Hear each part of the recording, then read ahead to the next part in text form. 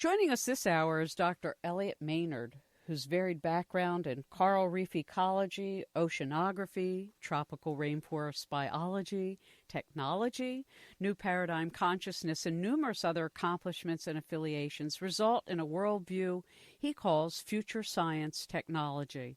His book, Brave New Mind, Living in a Future Science World, presents 25 key components to planetary and personal well-being, to preservation, restoration, and elevation of all life, moving from revolution to evolution, moving from fear to love, becoming spherical in our thinking and creation of systems and methodologies that fulfill the primary goals of sustaining life in balanced fashion.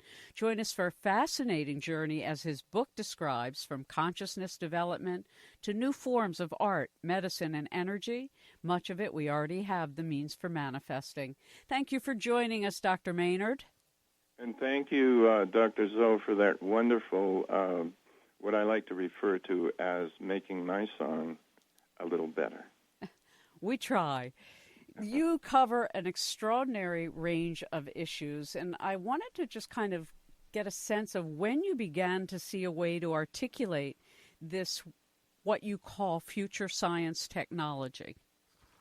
Well, actually, this has actually evolved over a period of many years, and I kind of think of the little, comparing one of those little fortune balls you used to have, that rectangular bottle, and you'd shake it, and Sure. an answer would come to the surface. And somehow these pieces all came together, and by nature of my very diverse background, I began to feel compelled to always try to find solutions to our global problems. And this surfaced in that way, with those little pieces kind of floating up into my consciousness, and then I was putting them together in an artistic and creative way. Well, it's an extraordinary breadth of topics. I felt like I was reading our Rolodex from 21st Century Radio, like when you started talking about Christopher Bird and Tom Bearden and all these wonderful people we've worked with all these decades. Let's try to, for our audience sake, first talk about why consciousness and non-local consciousness is such an important part of our formulation for the future. Well, I feel that it is such an important part. Let me just go back a little bit in time, and we have the arrogance of our technology, which has only really been in existence, modern technology, for the last 200 years. For millennia, mankind survived by very often using the natural intuitive senses. And with the advent of the Gutenberg press and all of the writing and reading and formal teaching, we have become very linear and have kind of put these little intuitive, wonderful gifts aside. So now, in my world, we need to celebrate and encourage the development of these gifts and make psychic technology what I call psi-tech, but it's PSI tech. PSY tech. That's psychic technology, and bring this together with our most advanced hard technology, and what we come out with is something that is much, much greater than the whole. I now consider this to be an evolutionary imperative if we're going to survive as a species. One of the things you and many of our guests speak about is this multidimensionality that we are. We're more than flesh and blood, and obviously a shift that we are spiritual beings also having a physical experience allows us to move into understanding that all is energy, and that it's the use of energy in its many different forms, whether it's kinetic or whatever, magnetic, that we are able to kind of modify the world in a positive way. And your view is global, but it's also very personal. So I'd like to start with overcoming fear, because you talk about that. This is very, very important, and it may be one of the greatest reasons why humanity has not really embraced the future and wanted to move ahead. There is a great fear. There are fear of the future, fear of change. Anytime anyone starts to birth a new idea, look what happens on the Internet. Elon Musk and the Tesla cars are a good example. Yeah. People they feel more comfortable criticizing change like that because it moves them from their comfort zone. We need to reverse that and begin to embrace change and celebrate it and support it. One of the things I think more people, it used to be we would talk starting 30 years ago about climate change and a coming glacial age, and people thought it was all a joke, and now one can see that there really are land masses shifting, and there'll be millions of people uprooted. I'd like if you could to talk about some of the things you envision to address a mobile global population. Well, in an ideal world, in my future world, I would think that one of the greatest problems we have to face, and that means right now, is intelligent population management. That's what I've called it. And embodied in this, of course, is the empowerment of women. And that's a critical factor, I believe, also in our survival, since the male-dominated societies of kill or be killed, survival of the fittest, the rise and destruction of great civilizations at the expense of the environment have just continued. We need a new consciousness. We need to balance out the male and female energies. Agree entirely, and one sees it worldwide. In every spiritual tradition, it's been prophesied, that until a woman is equal to a man, meaning that we're all humans and that we incarnate sometimes male and sometimes female, and this insanity of not respecting the matrilinear reality of our biology. I see it in the animal world, with wolves and elephants and buffalo, and the matrilinear culture is really what informs all of nature. Once upon a time, it informed humanity. Yes, and I fully believe that if we can imagine a group in a spaceship coming from an intelligent planet light years away and observing what we're still doing here, we're still doing this kill or be killed thing and cutting off heads, which is essentially barbaric. However, one of the reasons these wars have occurred is that they've kind of created a forge for building character. And I think this can be transformed into positive sorts of challenges if people do need challenges, and we can combine that and get the best out of it. What you speak to is an interesting reality when it comes to the white lions of Timbavati, South Africa. It used to be that one was told to gain their manhood and courage, they had to kill a lion. Now it's changed, and the young men in their initiation become lion protectors. And so exactly what you're saying is what is now being seen in the more shamanistic indigenous cultures of even changing their own paradigms in order to sustain life. Yes, and this is a perfect example of the changes that have been happening so fast right before our eyes. And these were really unanticipated, what we used to call wild cards. If you go back 10 years and see what the New Age leaders were prophesying. And these transformations have happened in wondrous ways, and in the case you mentioned, a very heartwarming example of bringing ancient technology and modern technology together. In other words, we can protect the lions and we can use electronic collars and those things. So this is the best of both, and it creates a synergy. This synergy is wind to the X power, and one of the great keys to moving into the future and becoming future man. You talk about, and we started to mention it, what you call super sensonics, which is what Ingo Swann called biomind superpowers, and others call our non-local consciousness. And you point to dowsing as one of the keys, as being important for us to develop, each one of us. Absolutely. And dowsing is no more than using a physical device to interface with the intuitive senses. In other words, it's a crutch, but in my world, I would have this taught in schools, and much more than locating buried pipes or minerals, the dowsing can be used to answer questions. In other words, it can be used to interface with this wonderful quantum information field, which exists both within and outside us. We simply need to recognize and acknowledge it. So this quantum field that's outside of us and inside of us, people would say they'd call it an L field, the life field. It has the chi, the matrix. It has a lot of different names and attributes. But from your vantage point, this is essentially light that comes to us in patterns, and then we engage it in order to manifest form of various kinds. Is that a simple way to say it? Wow, that was a beautiful way to say it. Yes, and I'm going to just bring up a little kind of a surprising example of how consciousness change has followed our technology. I started to wonder why they were developing these increasingly more HD televisions. You know, why do we need all of this fineness, resolution?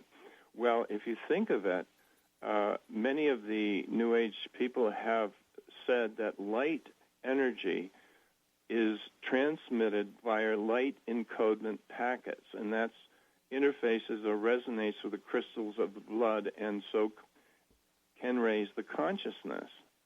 So here we have that television and music recordings are consciousness waveguides. The consciousness follows this, and the more and more, the millions and millions of these light-encoded packets we have on the screen means we're getting greater and greater amounts of information, and this is increasing at an exponential rate. And so whether one meditates or uses dowsing or some other kind of technique, psychic cleanliness, I mean, there's all kinds of things we can do, tools we have available to us. It's about getting a clear vision and having access to any channel we want. Talk to us a bit about that, because when you talk about future science art, a quantum technology for creating living artworks, you're not just talking about showing people things to look at them, but things that actually change our consciousness by engaging them. Yes. Years ago, I was on the advisory board for the United States Psychotronics Association with all of the old guard folks that I'm sure you know, Andrea Paharich and Marcel Vogel and those folks. Yeah. And I read a little article called The Ring That Sings, and it told how a jeweler had crafted a ring so that the jewels were inserted in such a way that they created a little, perhaps a little vocal chorus. And I took this concept ahead, and about 30 years ago I asked for inspiration from other universes, dimensions. I didn't specify too much. And I started teaching myself to weld and putting together sculptures of found metal and crystals and beautiful art glass marbles. And essentially, when you put these pieces together, they create something greater than the whole. And when you start to work in this quantum field, simply by opening yourself to the possibility first and then accepting it and kind of putting a little sticky up in your mind, you spend more and more time there. And some of the sculptures that are created, I've had the experience of going, wow, did I do that? At the end of it. And some of them I don't like for a while, and then when I come back and see them a month later, they seem to resonate well with me. Before I finish them, I bless them and give them life so that they will radiate out to those who receive them and put out really nice energy interdimensionally. So from your understanding and your practice of this quantum packing light, when we pray, we're essentially shaping quantum of light into a particular form to be directed towards the world, a particular plant, a person, an animal. And through our intention and our love, it's what sends that packet of light to the other? Yes, absolutely. That's a beautiful way to put it. And yes, actually, from the reading I've done, and I always cross-reference these readings, and and make my, different elements of my postulate come from this by putting them together. And this crystalline projection is what's involved, apparently, when light comes down from the higher realms. And when it comes down into the physical, it manifests itself in changing our consciousness, which now can be validated. I saw this last week by seeing time-lapse photography of the dendrites, the branches of the nerve cells, reaching around like hands to find each other and create new neural pathways. Mm-hmm. They've validated the fact that we can do this. That's so beautiful. It reminds me of the work of the late Moshe Feldenkrais, when he discovered that if you have a good leg and then you have a bum leg, if you do for the bum leg with the good leg and then image with the other leg that it can't do what it's supposed to do, but you image it, the sheer art and practice of imaging it slowly recreated new neural pathways in order to execute new requirements for the injured leg. And yes, go ahead. It's all about creating ourselves, and as this new paradigm, what I call a master field paradigm, future science technology, is really a matrix for the energy to flow through, so that each individual on the planet can evolve from their own center. There are no gurus involved or no intermediaries necessary, so that anyone, by simply making a little switch, that they don't disbelieve anything they can't prove to be untrue. And as you know, we're drilled into our heads never to believe anything we can't prove to be true, and usually statistically. Well, how interesting. I mean, I think all traditions will tell you if a mind can imagine something, it can be created, because the imaginal is the realm from which all substance is drawn in order to shape matter. Yes. So that's why it's so interesting, little children and young people being born now, incarnating, choosing to now. You hear these marvelous discoveries by these 12-year-olds and 9-year-olds and 5-year-olds starting their own businesses. It's quite beautiful to see, I think. We'll be right back. Our guest is Elliott Maynard. Dr. Maynard is author of Brave New Mind, Living in a Future Science World, and you can learn more at www.arcoscielos.com. That's ARCOSCIELOS.com, and also at 21stcenturyradio.com. Hello, this is Dean Radin. I'm author of the book called Supernormal. I'm also chief scientist at the Institute of Noetic Sciences in Petaluma, California. You can learn more about my work at deanradin.com. That's DEANRADIN.com. And more about the Institute of Noetic Sciences at ions.org, IONS.org. You're listening to 21st Century Radio with Dr. Zohara Hieronimus. An extraordinary book. I cannot do justice to it in an hour, Elliott. It took me a couple days to read it. Fortunately, I've spent my life in many of these areas, so it wasn't all new for me. But the amount of research and the number of provings of things you're already saying that can improve our world, and that we already have the technology like iron particles in the ocean so that we can grow food. I mean, talk to us about how you went about. You have these 25 keys, and we're not going to be able to touch all of them, but you talk about a conscientious biotechnology, a super ecology, a new future paradigm for sustainable living, harmonic attunement technology. I mean, there really isn't an area of life you haven't touched. Yes. It's a funny thing, Dr. Zoe. When the book was ready to be published, the person working with us changed the typeface, and I looked at the book and I thought to myself, how could I ever have written a book like that? So I think in some ways, although it's kind of funny, it's a testament to being open to the inspiration from the quantum information field. And this isn't anything that's mysterious. I think that the great artists and sculptors and leaders of the past, and saints especially, had special access to this field. The difference now with the vibrational frequencies speeding up with so-called ascension frequency is that these things can be achieved very quickly, and the key is being conscious of this access. That is the key. It switches everything on from my own experience. In a meditation of mine, I was once shown that our DNA zips and unzips between the new and full moon. And I haven't had any confirmation of it, but I should start passing you my meditations because you seem to have access to every scientist in the world that's open-minded.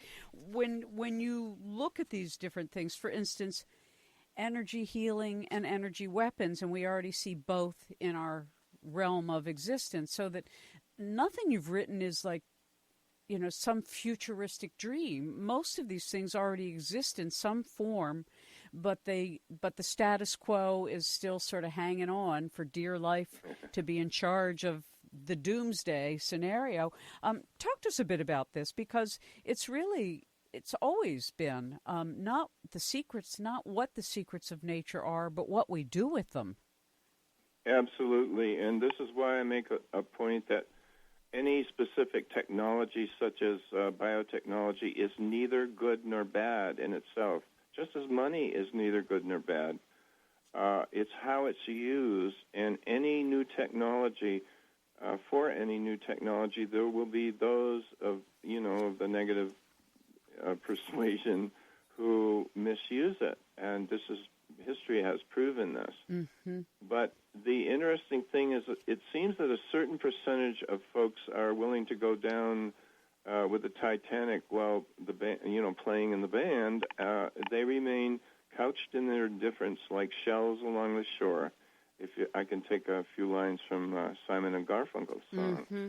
And yet there's another group that whenever something really radical comes up on the Internet, people will knee-jerk react to it, especially in science. And scientists themselves from very prestigious institutions have behaved like two-year-olds. Witnessed the business with the cold fusion experiments, which were poo-pooed by them unnecessarily. And ultimately, this was validated, their research, by the Office of Naval Research people in their spare time. So there's usually a good side to the story. Well, the cold fusion debacle, my husband and I were two of the only people in the American media that just charged ahead supporting them with Eugene Malov and Pons and Fleischmann, and so we know firsthand exactly what you speak to, and the killing of the electric car and Tesla energy. And I loved it that Tesla used to say that he got much of his information from us as civilization from Mars, and this was tapping in. So you even have some aspect of your book, Elliott, Brave New Mind, Living in a Future Science World, which is actually extraterrestrial healing and extraterrestrial communication. Talk to us a bit about that, your perspective on it.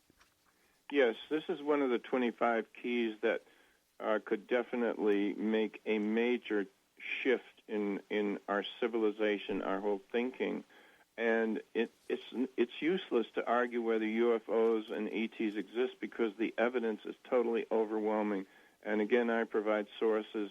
And my own evidence of ETs is from talking with two individuals, retired military Robert Dean, who had the highest top security clearance in the U.S., and actually invented the red phone because a fleet of something like 100 UFOs were going back and forth across Europe and back over the Russian territories. The Russians thought it was the Americans thought it was the Russians, and so they had to iron this out.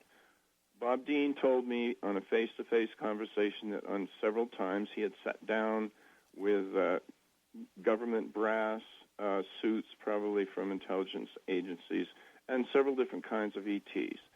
And I've also had confirmation from Boyd Bushman, an aerospace scientist who passed away, who worked in Lockheed Martin Skunk Works, and another aerospace engineer who told me that for 20 years, he said if people knew the truth, their hair would curl. For 20 years, certain individuals from who knows what segment of society have been traveling via the equivalent of a stargate to the moon, to Mars, and to other universes. And what's so interesting is when you read indigenous writings about the oral traditions, they all speak to the star elders, whether it's from Sirius or the Pleiades or Lyra or Alnitak. I mean, it's so then when a modern society meets sort of ancient reality, there's always a little bit of a hiccup.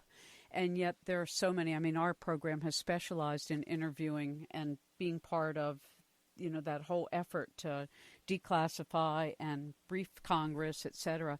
Radionics is one of the keys, a favorite tool from sort of the radiesthetic arts. Much of what you write about deals literally with the subtle energy fields, things that many people are in touch with, particularly in Europe, and there's a long tradition of it. But in America, and in America, we're just so dense. Dense would be the right word I think I would apply to the American culture. So the radiesthetic arts, talk to us a bit about your love of it and what a difference it's making worldwide today.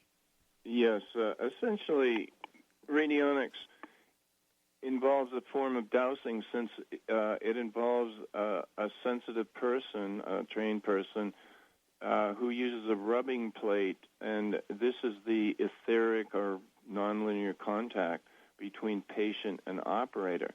And the interesting thing about radionic healing is that it can take place anywhere halfway around the world. Yeah. And can use a sample of blood, urine, hair, or even usually a Polaroid photograph of the person. The way this survived in the United States in the Albert Abrams in the 1940s developed radionics, and of course it didn't make any sense in linear electronic technology.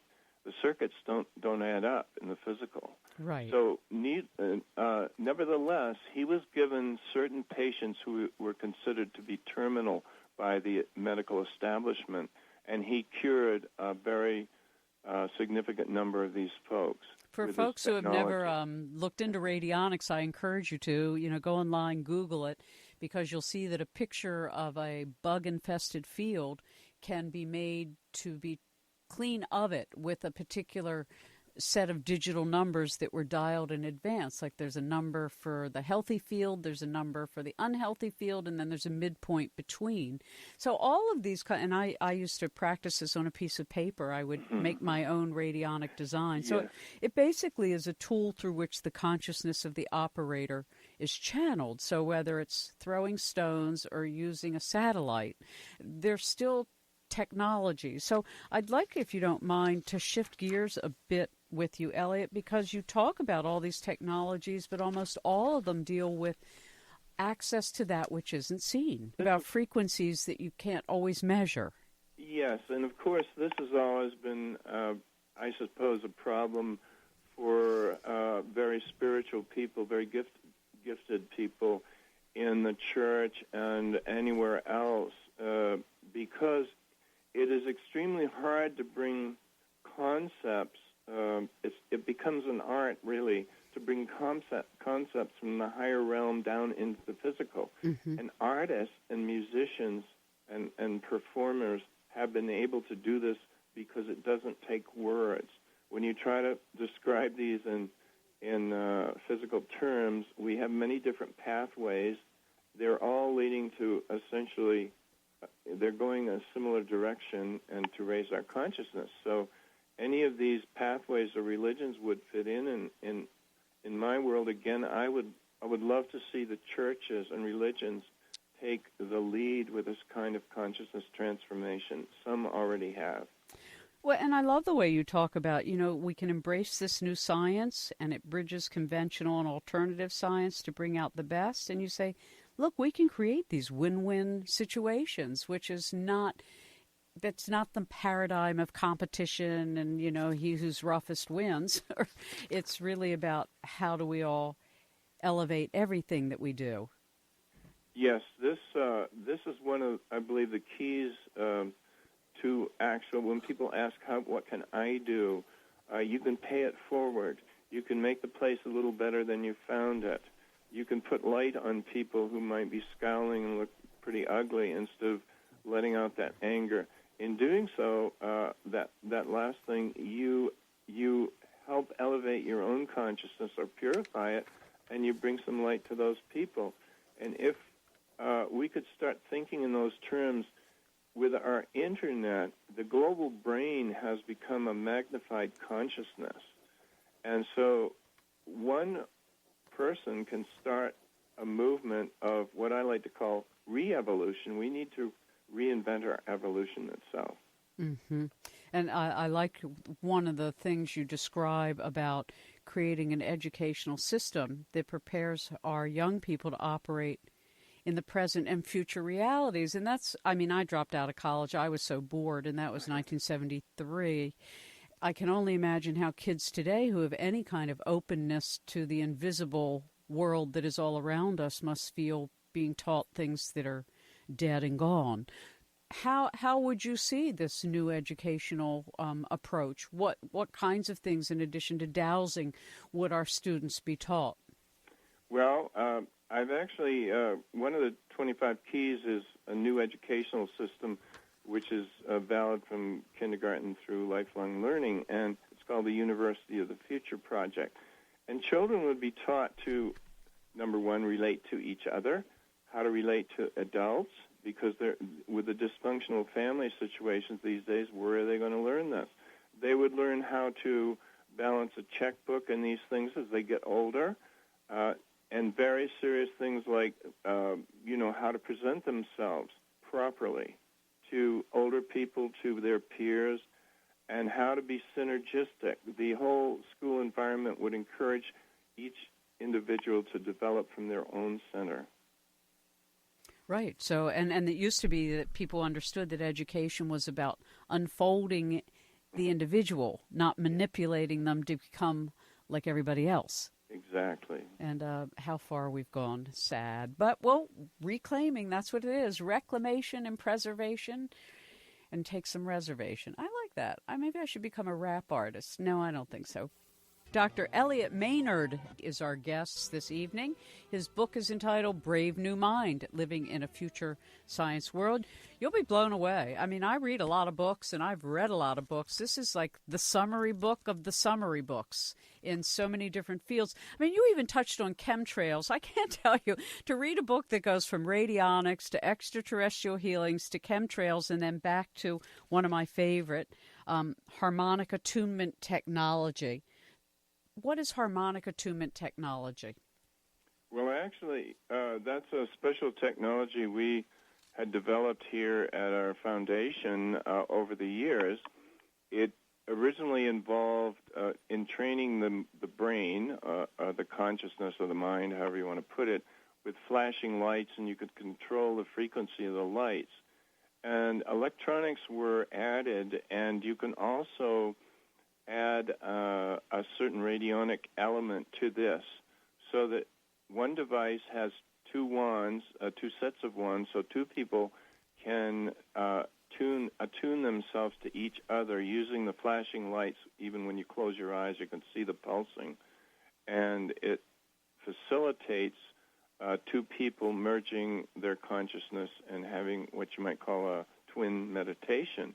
Larger devices were designed to actually attune a whole venue of a stadium or a concert hall, and you can put some very calming and uplifting energy, which sets the consciousness for wonderful performance.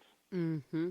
It's, I had a dream back in the early 1970s of these enormous arches that were made of metal that people would strike with a mallet, and they would resonate planet-wide. They'd be put on the grid matrix of some sort, and it was a way to attune the planet itself with integrity. And it's so strange when you have those kinds of images, and then what do you do with them? I've dragged that around for 50 years. Yes, I know. I have also gotten flashes of other, probably what you might call parallel realities is the best way we can put it into words. It's like a movie, and you may be kind of reading or sort of musing quietly, and you start to see another reality, like another place. It's very often simple, ordinary, everyday things, nothing phenomenal as your beautiful arches you speak about. Well, you talk, I sometimes don't know where to start when you come across a book like this, because like I said at the beginning, we can't cover all of it. Our guest is Elliott Maynard, and his book, Brave New Mind, Living in a Future Science World. If any of you are looking for a summary of some of the greatest science that has gone on for future technologies, and that do really recognize that we are conscious spiritual beings in a physical body, and that as above, so below, as within, so without, they're not separate. You know, as one person always says, meditation or mindfulness is not just for meditation, it's for all the time. You talked about something fascinating, because I've covered the Fukushima disaster in Japan, and it doesn't get any coverage in this country, and nobody's really talking about the amount of nuclear radiation that's, not nobody. There are wonderful activists who point this up. Harvey Wasserman and numerous others have done a beautiful job. I'm talking about the governments of the world and the media of the world is shh, shh, shh, shh. But you've already said that it has created unprecedented ill effects in people. Yes, apparently, I've been in touch with some scientists who are in this area, and one of those individuals was actually there in the containment room at Fukushima, the storage room where the blast occurred, the major eruption or explosion. And I think the other thing that people don't know is that at the outer edges of the atmosphere, due to the nuclear material that was spewed out, there is a new reaction occurring now. That may not be all bad. It may be something that's kind of working with our DNA to change it. But there is apparently a China syndrome going on, and rather than scare people, I believe we simply need to put forth a unified postulate. It's a statement to the universe that we as citizens of Earth would like to see this, if this explodes in a year or so, since it's sinking down to the Earth, that it will be a relatively minor earthquake and not a global ecocatastrophe. And again, I don't want to make this negative, because I have some information that I've gotten that we will get some help on this. But people do need to be aware it is much more serious than the public knows, and the scientists have got their heads in the sand. They just don't want to go there, apparently. Well, and of course, at the highest octave of human consciousness, we know we can transform any matter with mind. And yes, the Lady Modo certainly showed us how that's done, and the mystery tradition has been doing that for millennium, as have the indigenous peoples and their shamans and healers. I love the fact that you talk about interdimensional communication and transspecies communication as being a really important part of our unfoldment. Oh, yes, and of course this part of the interspecies communication, if we're talking with life forms on our planet, is grounding ourselves into the energies of the natural world. This is, I guess, the highest form of organic tribute in consciousness terms, because we are essentially inseparable from Earth. It is our oasis, our spaceship going through space. And, of course, one of the elephants in the room is intelligent population management, which will also, as I mentioned, I think previously, empower women to begin to make a more balanced global consciousness. So we have to stop this mindless expanding of human bodies and begin to manage what we have intelligently. I like the fact that you mentioned dark field microscopy and psychic biology, as well as conscientious biotechnology. When you look at all of the things that plugging into the matrix can do for us. Can you share with our audience, as you must with others that you've met in your life, how you do this? How could somebody in our audience who says, well, I don't quite get how I'm going to hook into this quantum field and bring down this great potential for myself and the world? Yes, I tell people to imagine a switch in their head, and this is something that each of us has had in our life. The key is switching on the awareness. And one way to move into this kind of future mindset, I regard this new master paradigm as a new operating system for humans and planet Earth. So to move into this, we imagine a little switch in our heads, in our minds, and instead of not believing anything we cannot prove to be true, this is what our religious leaders, our schools, and parents have taught us for centuries, we flick that switch and we say, okay, I'm not going to disbelieve anything I can't prove to be untrue. And bingo, with that little mnemonic in your mind and like a little sticky note, and if you just remember that once in a while, you will begin to, as you acknowledge this quantum field, you will begin to have things happen to you that become what we call serendipity or synchronous events. And I'm sure you can elaborate on that. I can, but I'm not going to because we don't have the time. And I think, but no, it's really true, though, that things start to line up and people we didn't know we would be able to see, or events happen to us, or opportunities we could only dream about, and boom, it's all right there. And of course, our attention and our intention have so much to do with making things manifest in our life. A quick example, because I try this stuff out on myself. I don't believe anything that I can't do for myself, and it's not always the best way to be, but that is who I am. I don't like people telling me what to do or how to do it, though I'm always open to advice. So I'm up on the roof. We have a flat roof, part of our roof, digging the snow and ice, and of course I really messed up my lower back just the other day.